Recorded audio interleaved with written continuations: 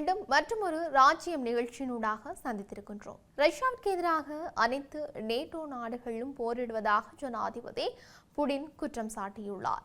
உக்ரைனில் போர் நடவடிக்கையில் ரஷ்யாவிற்கு எதிராக அனைத்து நேட்டோ நாடுகளும் போரிட்டு வருவதாக வியாழக்கிழமை ரஷ்ய ஜனாதிபதி புடின் பகிரங்கமாக குற்றம் சாட்டியிருந்தார். மேலும் போரில் உக்ரைனுக்கு உதவுவதற்காக ஐரோப்பாவில் புதிய உளவுத்துறை மையத்தை அமைத்திருப்பதாகவும் தரைவழி தாக்குதலை முன்னெடுப்பதற்கான பயிற்சிகளை வழங்குவதற்காக பயிற்சியாளர்களை தொடர்ந்து வழங்கி வருவதாகவும் தெரிவித்தும் இருக்கின்றார்.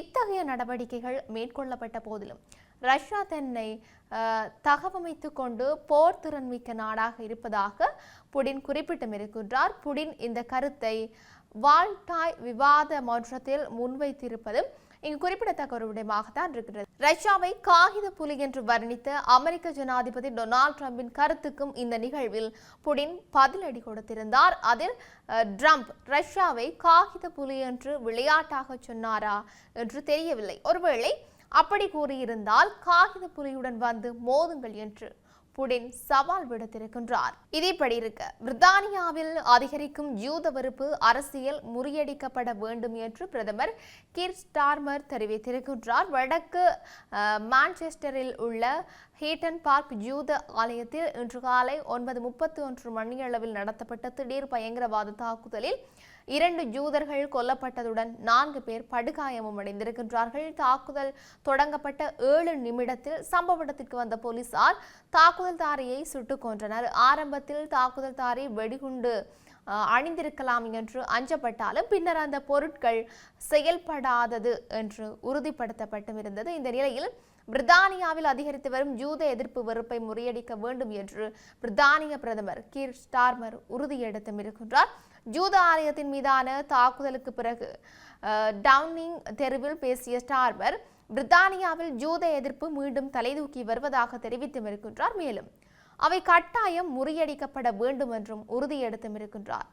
அத்துடன் இந்த தாக்குதலில் ஈடுபட்டவரின் நோக்கம் தெளிவாக தெரிவதாகவும் அது யூதர்கள் மீதான தாக்குதல் மற்றும் பிரித்தானியாவின் விழுமியங்கள் மீதான தாக்குதல் என்று பிரதமர் கீர் ஸ்டார்மர் குறிப்பிட்டும் இருக்கின்றார். தொடர்ச்சியாக காசாவிற்கு அத்தியாவசிய பொருட்களை ஏற்றிச் சென்ற குளோபல் சீப்ளோடிலா கப்பல்களை இஸ்ரேலிய கடற்படை தடுத்து நிறுத்தியுள்ளதாக சர்வதேச ஊடகங்கள் செய்தி வெளியிட்டிருக்கின்றன. பலஸ்தீன நகரமான காசா மீது தொடர் தாக்குதல் நடத்தி வரும் இஸ்ரேல் அங்குள்ள மக்களுக்கு உணவு மற்றும் உதவி பொருட்கள் கிடைப்பதையும் கட்டுப்படுத்தி வருகின்றது. இந்த நிலையில் மனிதாபிமான உதவிகளை வழங்கும் நோக்கில் ஸ்பெயினின் பார்சிலோனியாவிலிருந்து குளோபல் சி புளோட்டிலா புறப்பட்டுள்ளது. இந்த புளோட்டிலா 44 நாடுகளைச் சேர்ந்த 50க்கும் மேற்பட்ட சிறிய கப்பல்களை கொண்ட குழுவாகும். இந்த குழு நேற்று உதவிகளுடன் காசாவை வந்தடையும் என்று எதிர்பார்க்கப்பட்டிருந்தது. இருப்பினும் காசாவிலிருந்து 70 கடல் மைல் தொலைவில் கப்பல்கள் தடுத்து நிறுத்தப்பட்டிருந்தன. அதில் வருகை தந்த சுற்றுச்சூழல் ஆர்வலர் கிரெட்டா துன்பெர்க் மற்றும் பிறரை இஸ்ரேல் ராணுவம் தடுத்து நிறுத்தி சிறைப்பிடித்தும் இருக்கின்றது. குளோபல் சுமுட் கப்பல்கள் பாதுகாப்பாக தடுத்து நிறுத்தப்பட்டு அதிலிருந்த மக்கள் இஸ்ரேலிய துறைமுகத்திற்கு திருப்பி அனுப்பப்பட்டதாக இஸ்ரேலிய வெளியுறவு அமைச்சகம் தெரிவித்தும் இருக்கின்றது.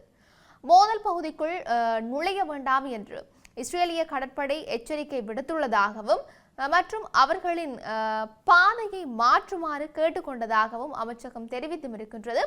இது தொடர்பாக சுமுட் புளோட்டிலா குழு வெளியிட்டுள்ள அறிக்கையில் இஸ்ரேலிய கடற்படையானது அல்மாசிரியஸ் மற்றும் அதாரா ஆகிய கப்பல்களை இடைமறித்து கப்பல்களில் ஏறி நேரடி தகவல் தொடர்புகளை துண்டித்ததாக தெரிவிக்கப்பட்டுள்ளமையும் இங்கு குறிப்பிடத்தக்க ஒரு விடயமாகத்தான் இருக்கின்றது.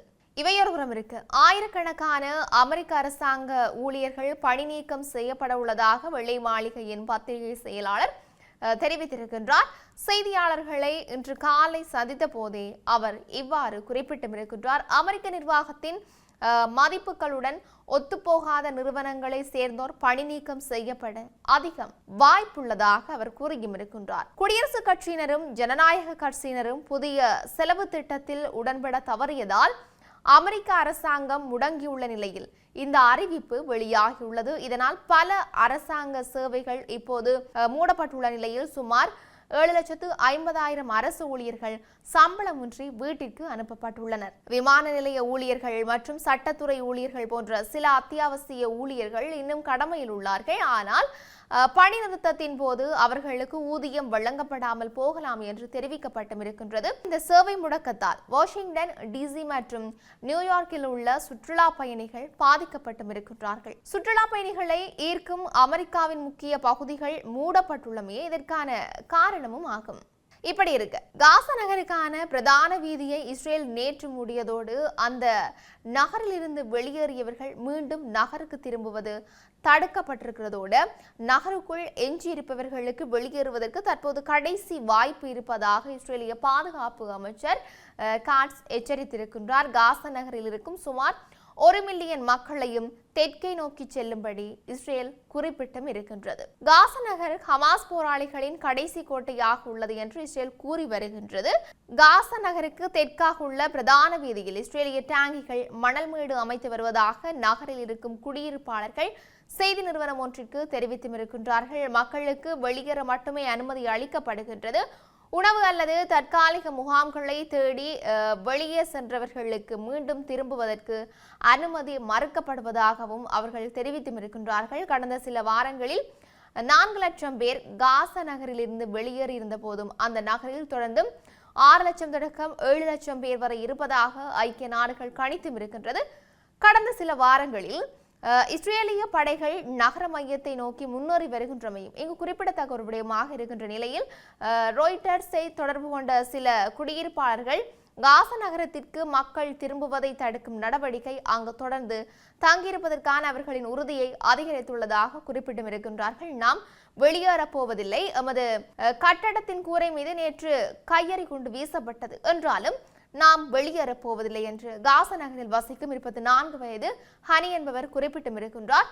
நாம் வெளியேறினால் எமது காசா நகரை மீண்டும் ஒருபோதும் பார்க்க முடியாது என்ற அச்சம் எம்மிடம் உள்ளது என்றும் அவர் குறிப்பிட்டும் இருக்கின்றார். காசா நகரம் தவிர ஏனைய பகுதிகளிலும் இஸ்ரேலின் சரமாரி தாக்குதல்கள் நீடிக்கும் நிலையில் கடந்த 24 மணி நேரத்தில் மேலும் 77 பலஸ்தீனர்கள் கொல்லப்பட்டதாக காசா சுகாதார அமைச்சு தெரிவித்தும் இருக்கின்றது. இப்படி இருக்க உலகளவிய ரீதியில் இன்னும் என்னெல்லாம் நடக்கப் போகின்றது என்று சொல்லி நாங்களும் பொறுத்திருந்து பார்க்கலாம். மீண்டும் மற்றொரு பதிவினூடாக சந்திக்கலாம். வணக்கம்.